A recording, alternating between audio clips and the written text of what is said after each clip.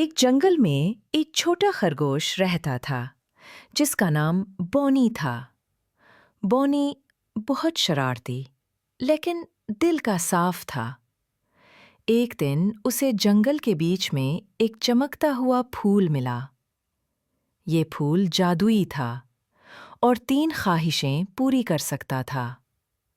بونی نے سوچا، میں اپنے دوستوں کے لیے کچھ اچھا کروں گا۔ اس کی پہلی خواہش تھی کہ جنگل میں ہر جانور کے لیے کھانا ہو۔ اچانک درختوں پر پھل اور زمین پر گاجریں اگ آئیں۔ سب جانور خوش ہو گئے۔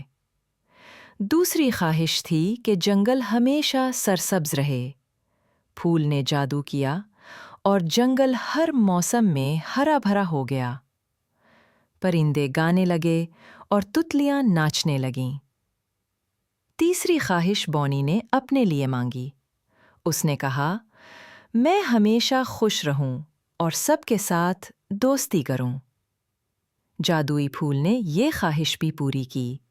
بونی ہر روز نئے دوست بناتا اور جنگل میں خوشیاں بکھیرتا۔ اخلاق: دوسروں کے لیے اچھا سوچو تو خود بھی خوش رہو گے۔